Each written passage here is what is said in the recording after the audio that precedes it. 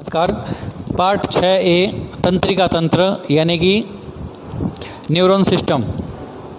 जो nervous system है, आज के विषय में हम पढ़ेंगे तंत्रिका तंत्र का अर्थ, उसकी परिभाषा, तंत्रिका कोशिका, जो तंत्रिका तंत्र बना होता है उस तंत्रिका कोशिका यानी कि न्यूरॉन की चित्र और संरचना के बारे में, साथ में ही तंत्रिका तंत्र की क्रियाविधि का उल्लेख भी करेंगे। जैसा कि आप देख रहे हैं, ये 3 पॉइंट जो हैं वो हम आज इस विषय में या इस वीडियो में पढ़ेंगे। वीडियो पूरा देखें, स्किप न करें, समझें, नहीं समझ आए तो पूछें, 2 बार 3 बार देखें, याद करें। चलिए शुरू करते हैं। सबसे पहले बात करते हैं परिभाषा यानी कि अर्थ की। देखिए, मानव जीवन में मानव शरीर जो है वो तंत्रिकाओं का जाल होता है, यानी तंत्रिकाओं के जाल से बना होता है। पैर के अंगूठे से या एडी से लेकर आगे सर तक की जो मस्तिष्क है वहाँ तक की सभी कोशिकाओं या सभी जो भी तंत्रिकाएं हैं, जो भी हमारे पास जो आवेग भेजे जाते हैं, जैसे पाँव में यदि कोई कांटा चुभ जाता है या हमारा हाथ कहीं किसी गर्म बर्तन को छू जाता है तो तुरंत वहाँ से हटा लेता है, तो ये होने वाली प्रतिवर्ती क्रियाएं हैं, ये सभी तंत्रिकाओं के द्वारा संपादित होती हैं, अर्थात तंत्रिकाओं द्वारा संपन्न की जाती है। इसीलिए मानव शरीर जो है या सभी सजीव जो हैं लगभग तंत्रिकाओं के जाल से बने होते हैं, जिन्हें न्यूरॉन सिस्टम या नर्वस सिस्टम कहते हैं। तंत्रिका तंत्र जो होता है उसका मुख्य कार्य होता है, देखिए वैसे तो बहुत सारे कार्य होते हैं परंतु मुख्य कार्य के बारे में हम बात करेंगे।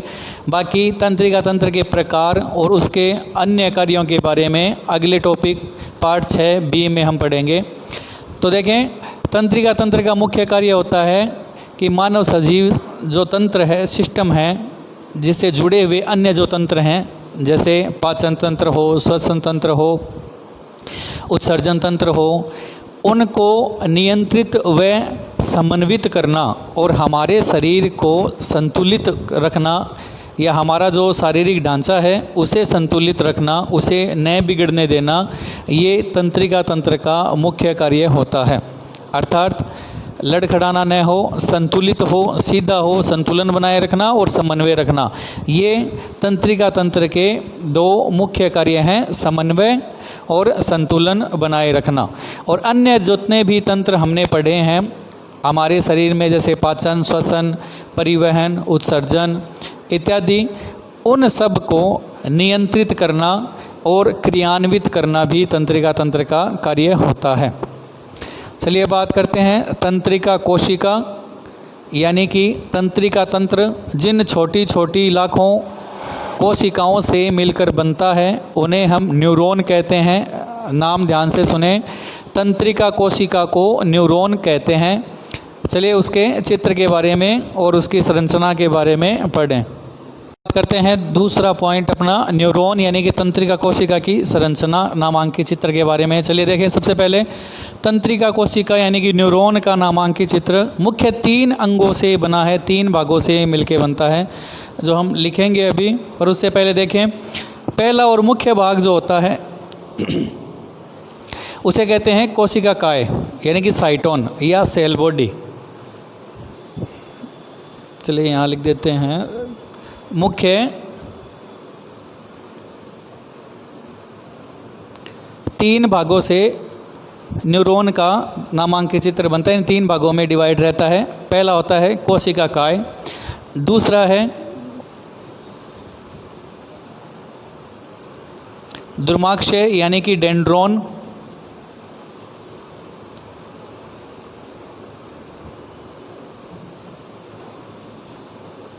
और तीसरा है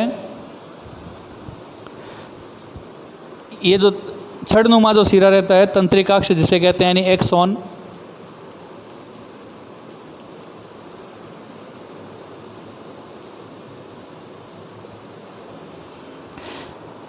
तो कोशिका न्यूरॉन जो है वो 3 भागों से मिलके बनती है। सबसे पहले बात करते हैं तंत्रिका कोशिका यानी न्यूरॉन का कार्य क्या होता है, मुख्य कार्य क्या होता है उसके बारे में।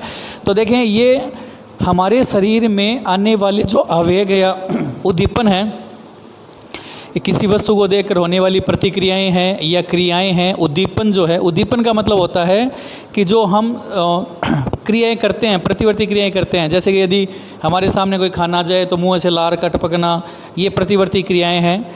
यदि अचानक रास्ते में चलते हुए कोई कुत्ता यदि सामने आ जाता है तो उससे दूर हटना या उसे भगाने की कोशिश करना, ये सब प्रतिवर्ती क्रियाएं हैं। तो ये जो उद्दीपन है, किसी चीज़ को देखकर हमारे शरीर में होने वाली जो क्रियाएं हैं, उद्दीपन है, उनको ग्रहण करके या तंत्रिकाओं के द्वारा जो हमारे अंगों तक संदेश भेजे जाते हैं, आवेग जिसे कहते हैं, या तंत्रिका आवेगों को ग्रहण करके उन्हें आगे की ओर संचरित करने का काम करती है। मुख्य कार्य नोट करें, ध्यान रखें।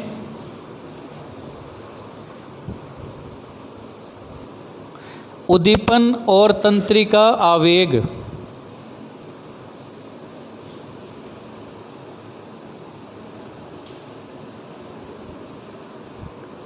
को ग्रहण और उनका संचरण करना, ये इसका मुख्य कार्य होता है। तंत्रिका कोशिका का मुख्य कार्य है हमारे शरीर में उद्दीपनों और तंत्रिका आवेगों को ग्रहण करके आगे की ओर संचरित करना, यानी कि भेजना, ये है मुख्य कार्य। अब बात करते हैं इसकी संरचना की। चलिए ध्यान से देखें। सबसे पहले बात करते हैं कोशिका काय यानी कि सेल बॉडी की। नोट करें, ध्यान से सुने। कोशिका काय जो है वो तंत्रिका कोशिका का मुख्य भाग होता है। मुख्य भाग इसलिए होता है क्योंकि इसमें केंद्रक होता है जो सुस्पष्ट यानी कि साफ दिखने वाला और थोड़ा सा बड़ा भी होता है। सभी तंत्रिका कोशिकाओं में केंद्रक साफ और सुस्पष्ट दिखाई देने वाला और बड़ा होता है। इसके साथ ही अभिरंजित यानी कि रंगीन अभिरंजित निषेल कण भी इसमें पाए जाते हैं। कोशिका काय न्यूरॉन या तंत्रिका कोशिका का मुख्य अंग या मुख्य भाग होता है जिसमें केंद्रक और निषेल कण पाए जाते हैं। निषेल कण और केंद्रक के अलावा जो बाहर की ओर निकले हुए ये प्रवर्ध जो होते हैं वो होते हैं धागे जैसी संरचना वाले, कह सकते हैं। उन्हें हम कहते हैं दुर्माक्षय यानी कि डेंड्रोन। और ये जो दुर्माक्षय हैं वो आगे पतली और धागे जैसी संरचनाएं बनाते हैं जिन्हें कहते हैं डेंड्राइट। डेंड्रोन यानी कि दुर्माक्षय और जिसे क्या कहते हैं, डेंड्राइट यानी कि छोटी पतली शाखाओं को। तो ये दूसरा भाग था दुर्माक्षय, केंद्रक के ही या कोशिका काय का ही अंतिम यानी कि ऊपर से खुला हुआ या फैला हुआ जो भाग है जो धागे जैसी संरचनाओं वाला होता है, उन्हें हम कहते हैं दुर्माक्षय। अब दुर्माक्षय का कार्य क्या होता है कि कोई भी तंत्रिका आवेग या उद्दीपन जो होता है वो दुर्माक्षय कोशिका काय की ओर भेजता है।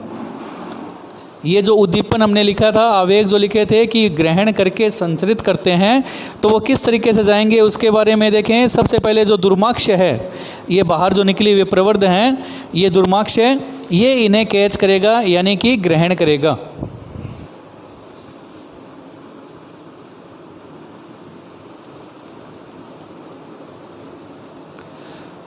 दुर्माक्षय इन आवेगों या उद्दीपनों को कोशिका काय की ओर भेजता है यानी कि साइटोन या सेल बॉडी की तरफ। ये दुर्माक्षय का मुख्य कार्य है। दुर्माक्षय अंतिम सिरे संरचनाएं जो धागे जैसी संरचनाएं होती है वो दुर्माक्षय कहलाता है और कार्य होता है कि आवेगों को कोशिका काय की ओर भेजना। उसके बाद में तीसरा और अंतिम भाग कोशिका काय के अंदर से ही निकला हुआ छड़नुमा बेलनाकार भाग। ये जो बेलनाकार भाग छड़नुमा भाग है उसे हम क्या कहते हैं, तंत्रिकाक्ष यानी कि तंत्रिका का अक्ष या एक्सोन। ये जो एक्सोन है इसका कार्य होता है कोशिका काय उद्दीपनों और आवेग को ग्रहण करके आगे की ओर तंत्रिकाक्ष में भेज देती है।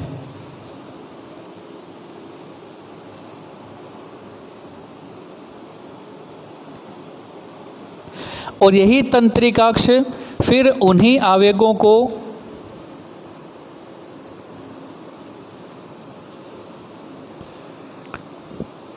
अगली तंत्रिका कोशिका के दुर्माक्षय में भेज देते हैं। फिर वो दुर्माक्षय कोशिकाकाय, कोशिकाकाय से तंत्रिकाक्ष, फिर तंत्रिकाक्ष से दुर्माक्षय, दुर्माक्षय से कोशिकाकाय, तंत्रिकाक्ष, ये सिस्टम चलता रहता है। अब तंत्रिकाक्ष कैसे भेजते हैं उनके बारे में बात करते हैं। देखें, तंत्रिकाक्ष का अंतिम सिरा जो होता है वो धागे जैसी फिर संरचनाओं द्वारा घिरा रहता है, बना रहता है, जिन्हें हम कहते हैं सिनेप्टिक पुट्टिकाएँ। देखिए, तंत्रिकाक्ष शिराएँ इसे कहते हैं, जो ये छोटे छोटे धागे जैसी संरचनाएं हैं वो तंत्रिकाक्ष शिराएँ कहलाती है। और उनका अंतिम सिरा जो है, यानी कि अंतिम जो भाग है वो फुला हुआ होता है, जिसे हम क्या कहते हैं, अवग्रंथिक नोब घुंडी या सिनेप्टिक नोब, जिनमें पुट्टिकाएँ यानी कि रसायन भरा रहता है, केमिकल भरा रहता है, जो कि तंत्रिकाक्ष को दूसरी तंत्रिका कोशिका के दुर्माक्षय से जोड़ता है। अर्थात जैसे एक न्यूरॉन हो गया, फिर दूसरा न्यूरॉन हो गया, पहले न्यूरॉन का जो पहला भाग यानी कि डेंड्राइट्स, उसके बीच वाला भाग यानी कि साइटोन यानी कि कोशिकाकाय, और अंतिम भाग जो है जिसे हम क्या कहते हैं, एक्सोन। यही भाग एक्सोन अगले वाले डेंड्राइट से आगे की ओर भेजता है, यानी कि डेंड्राइट्स, डेंड्रोन या डेंड्राइट, उससे कोशिकाकाय यानी कि साइटोन, और साइटोन से एक्सोन, और एक्सोन से अगले कोशिका के डेंड्राइट्स तक ये आवेग चलते रहते हैं ऐसे। तो इन दो तंत्रिका तंत्र की कोशिकाओं के मध्य के स्थान को, खाली स्थान को, यहाँ एक खाली स्थान होता है जिसे हम क्या कहते हैं, सिनेप्स। एक्सोन का अंतिम भाग सिनेप्टिक नोब, इसीलिए उसका नाम रखा गया है क्योंकि वो सिनेप्टिक नोब है। सिनेप्स यानी खाली स्थान के रूप में रहता है, जो कि आगे की ओर आवेगों को ट्रांसफ़र करता है या भेजता है। देखिए, जो कि खाली स्थान है, इसीलिए यहाँ पर कार्य जो होता है यानी कि आवेगों को आगे भेजने का कार्य है वो रासायनिक पदार्थों द्वारा किया जाता है। जबकि एक कोशिका, एक न्यूरॉन में तंत्रिका आवेग यानी कि तंत्रिका तंत्र की सहायता से जाते हैं, जबकि दोनों कोशिकाओं के मध्य कोई जुड़ाव होता ही नहीं, आपस में जुड़े ही नहीं रहते।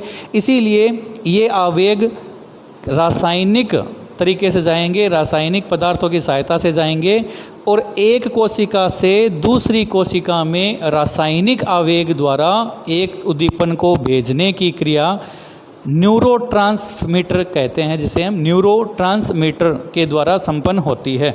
अब ये न्यूरोट्रांसमीटर जो होता है उसका नाम भी इसीलिए है, न्यूरॉन रखा गया है, क्योंकि न्यूरो से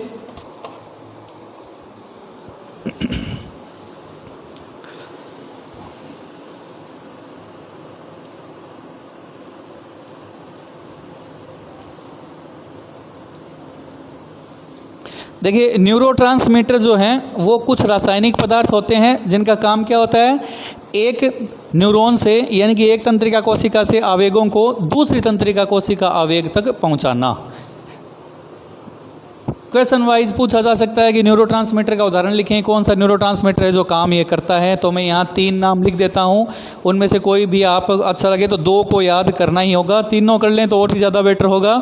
देखें, न्यूरोट्रांसमीटर के नाम है, पहला है एसानिफ्रेन यानी कि एड्रेनलिन जिसे भी कह सकते हैं,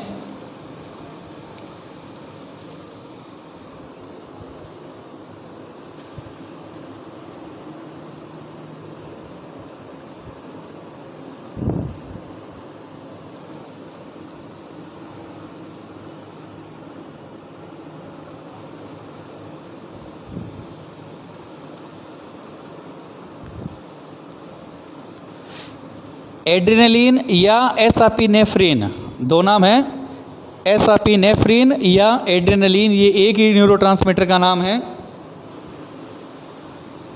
इसके अलावा दूसरा है डोपामीन,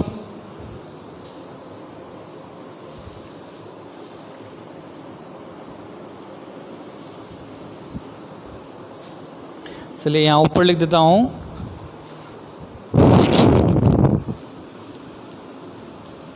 एसापिनेफ्रिन या एड्रेनलिन, दूसरा है डोपामीन,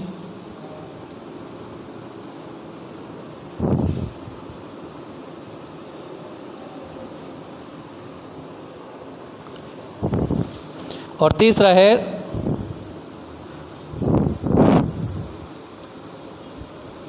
सीरोमेटिन, एसापिनेफ्रिन यानी कि एड्रेनलिन, डोपामिन और सीरोमेटिन, ये न्यूरोट्रांसमीटर हैं। अब काम क्या करते हैं, फिर से एक बार रीडिंग लगा लें। एक कोशिका से यानी कि एक न्यूरॉन से दूसरे न्यूरॉन तक आवेग या उद्दीपनों को भेजने का काम करते हैं।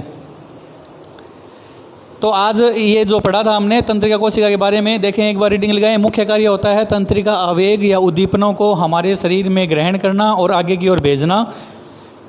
संरचना जो है वो 3 अंगों से मिलकर बनी है, 3 भागों से मिलकर बनती है। पहला मुख्य भाग कोशिकाकाय, जिसमें केंद्रक होता है, निषेलकण पाए जाते हैं, अभिरंजित कण होते हैं। दूसरा है दुर्माक्षय यानी कि डेंड्रोन, कोशिकाकाय का ही ऊपरी भाग, जो अंतिम भाग जो होते हैं धागे जैसी संरचना वाला दुर्माक्षय, जिसका मुख्य कार्य होता है कि आवेग को कोशिकाकाय तक पहुंचाना। और तीसरा है तंत्रिकाक्ष, कोशिकाकाय से ही बेलनाकार एक छड़ के रूप में निकला हुआ भाग, जिसके अंतिम सिरे जो है वो तंत्रिकाक्ष सिरे कहलाते हैं। और अंत में फूला हुआ भाग सिनेप्टिक नोब या सिनेप्टिक पुटिकाओं यानी रसायनों द्वारा भरा रहता है। दुर्माक्षय का काम है कोशिकाकाय तक पहुंचाना आवेगों को, और आवेग जो है वो कोशिकाकाय से तंत्रिकाक्ष तक पहुंच जाते हैं। ये तो थी एक न्यूरॉन की बात। और एक न्यूरॉन से दूसरे न्यूरॉन तक आवेगों को कैसे पहुंचाते हैं, वो काम करता है न्यूरोट्रांसमीटर। एसापिनेफ्रिन, जिसे एड्रेनलिन भी कहा जाता है, डोपामिन या सीरोमेटिन न्यूरोट्रांसमीटर के उदाहरण के रूप में ये काम करते हैं। ये था न्यूरॉन या तंत्रिका कोशिका की संरचना और उसके नामांकित चित्र के बारे में। इसके बाद में हम पढ़ेंगे तंत्रिका तंत्र की क्रियाविधि के बारे में। देखिए तंत्रिका तंत्र की क्रियाविधि के बारे में इससे पहले वाला जो संरचना हमने पढ़ी थी उसी में बताया था। फिर से एक बार देखें। देखिए न्यूरॉन यानी तंत्रिका कोशिका में जो आवेग या उद्दीपन है वो किस प्रकार गति करते हैं उसके बारे में। तो सबसे पहले दुर्माक्षय में, जो दुर्माक्षय है कोशिका काय का जो पहला भाग, ऊपर वाला भाग जो है धागे जैसी संरचना वाला जो भाग है, वो उद्दीपनों को ग्रहण करता है। उद्दीपन या आवेग जो है, तंत्रिका आवेग जो हैं, उनको ग्रहण करने का कार्य करता है। उसके बाद में कोशिकाकाय यानी कि साइटन को ट्रांसफ़र करता है, भेज देता है। कोशिकाकाय उन्हें तंत्रिकाक्ष में भेज देता है यानी कि आगे वाले एक्सोन भाग में भेज देता है।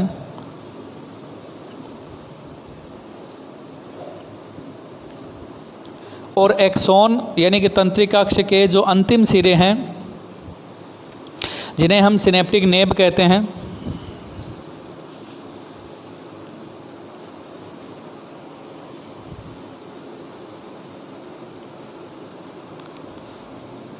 सिनेप्टिक नोब या पुट्टिका या घुंडी जिसे कहते हैं, उनमें जो रसायन भरा रहता है जिसे न्यूरोट्रांसमीटर कहते हैं,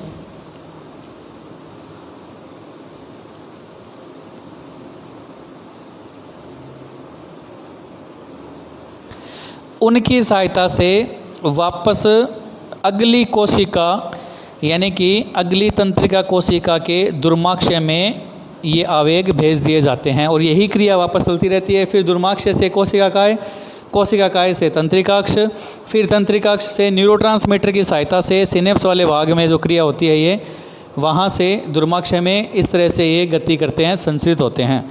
ये है तंत्रिका तंत्र की क्रियाविधि यानी कि तंत्रिका आवेगों का संचरण किस प्रकार होता है उसके बारे में आज का विषय था हमारा।